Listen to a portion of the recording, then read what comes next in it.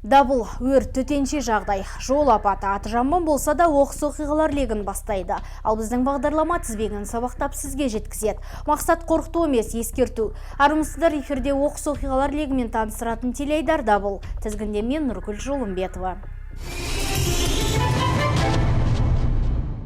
Құмар ойынның азартынан шыға алмаған азамат 75 миллион теңгеге қарызға батқан. Ол аздай кінәсін жасыру мақсатында із-түзсіз жоғалып кеткен. Апталап іздеген ата-ана ұлдарын еш жерден таба алмай сарайымға салынады. Амал қалмаған отбасы полицияға арызданған. Төле билік тұрғындар 30 жастағы ұлдарын талай күн іздеп табандарынан тозған, алайда іздеу жұмыстарынан нәтиже бермеген. Салысуға кеткен олар полицейлердің көмегіне жүгінеді. Жедел тергеу жүргізген тәртіп сақшылары азаматты Алматы қаласынан тапты. Ол белшесінен қарызға батып, бой тасалаған.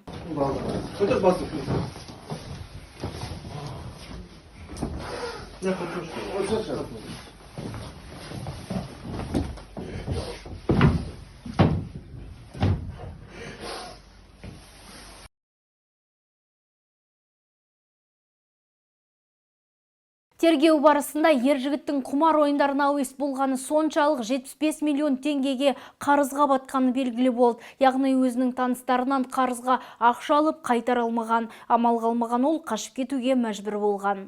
Аталған дерек бойынша 2022 жылдың 27 қаңтар күні адам жоғалу фактісі бойынша қылмыстық іс тіркеліп, республика көлемінде іздестіру шаралары жүргізілді. Нәтижесінде Төле би аудандық полиция қызметкерлерімен жоғалған адамның Алматы қаласында жүргендігі анықталып, Төле би полиция бөліміне жеткізілді. Қазір таңда жоғалып кеткен орта жастағы азамат аман-есен жақындарына қайтарылды. Ұлымен қауышқан ана полицейлерге алғысын білдірді.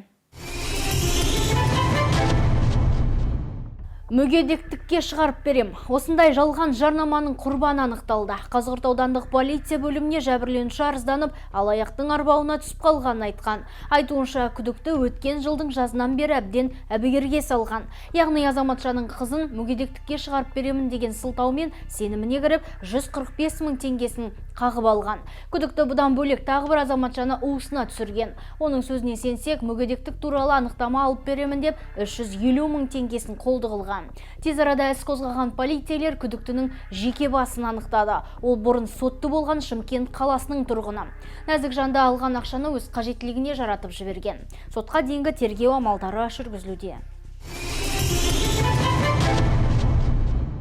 Нәзік жанды алаяқтық жолмен табыс табуды әдетке айналдырған. Қаратау ауданы полиция басқармасына жергілікті тұрғын арызданып, бейтаныс азаматшаға алданғанын жеткізген. Айтуынша, күдікті әлеуметтік желі арқылы қаражатты 3 тәулік ішінде 50%-ға еселендіріп беремін деп уәде берген. Ол қолындағы бар жиған тергені 350 мың теңгесін банк есепшотына аударып жібереді. Аталған арыз бойынша жұмыс жасаған полицейлер жедел іздестіру шараларын жүргізді. Нәтижесінде 26 жастағы Жетісай ауданының тұрғыны анықталып, тиісті басқармаға жеткізілді. Қазір таңда алаяқтық бабымен қылмыстық іс тіркеліп, басқа да қылмыстарға қатыстылығы тексерілуде. Жалғастырамыз. Қару сақтаған азамат жауапқа тартылды. Қала аумағында құқықтық тәртіп жедел профилактикалық іс-шарасы өткізілуде. Кезекті рейд барысында инспекторлар аудан аумағында қару иелеріне тексеру жүргізді. Яғни Еңбекші ауданында тіркелген қару есебінде тұрған 40 тұрғын тексерілді. Нәтижесінде бір қару иесіне рұқсат қағазының мерзімі өтіп кеткендігі анықталған. Оған қатысты әкімшілік хаттама толтырылып, айыппұл салынды. Айта кетейік, бұл бағыттағы профилактикалық жұмыстар алдағы уақытта да өз жалғасын табатын болады. Автокөлік ұрысы ұсталды. Абай ауданы полиция басқармасына жергілікті тұрғын арызданған. Оның айтуынша, үй ауласында тұрған Passat маркалы автокөлігіне белгісіз біреулер ұрлыққа түскен. Әккі терезесі арқылы кіріп ішінен аккумуляторын қолды еткен. Келтірілген шығын көлемі 50 мың теңгені құрады. Тәртіп сақшылары аталған жайтты тіркеуге алып жедел іздестіру шараларын жүргізді.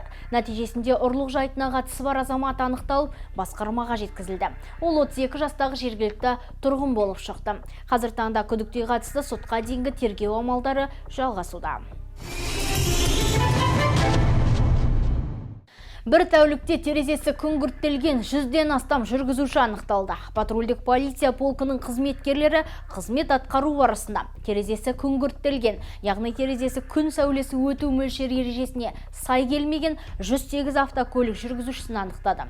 Нәтижесінде басқарушыларға әкімшілік хаттама толтырылды. Заң аясында оларға 5 айлық есептік көрсеткіш мөлшерінде айыппұл салынды. Өз кезегінде тәртіп сақшылары тиісті қызметтеріне сай терезелеріндегі күңгірттелген жабындыны алып тастауын жіті қадағалады.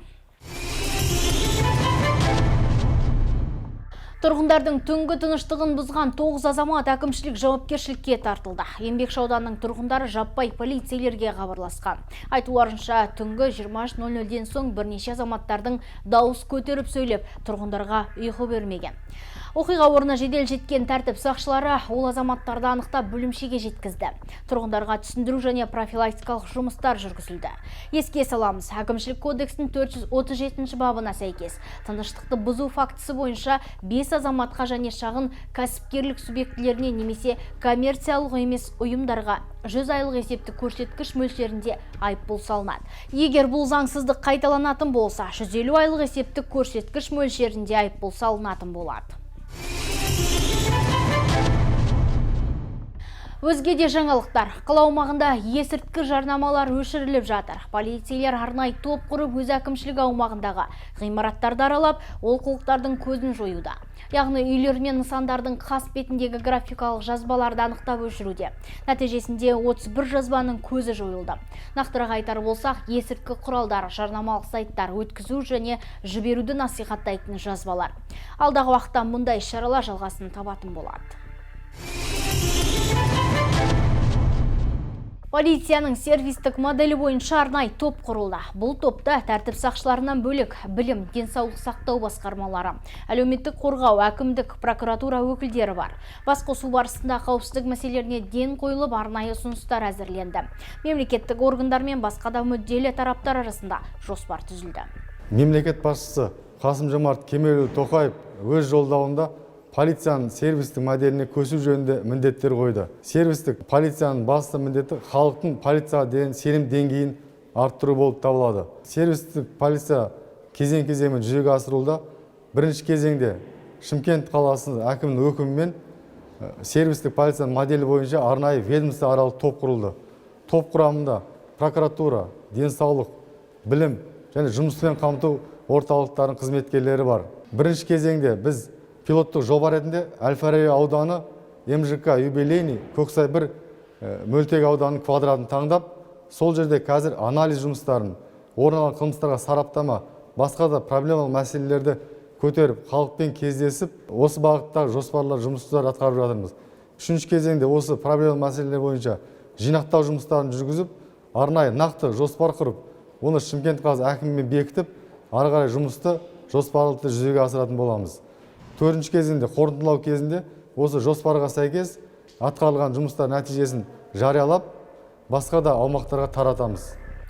Сервистік полиция моделін жүзеге асыру мақсатында қала аумағында модульдік үлгідегі 8 стационарлық полиция бекеттері салынды.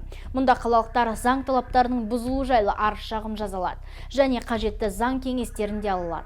Айта кетейік, модульдік полиция пункттері құқық бұзушылықтардың алдын алу және қоғамдық қауіпсіздікті нығайту саласындағы жұмыстың тиімділігін арттыруға мүмкіндік бермек.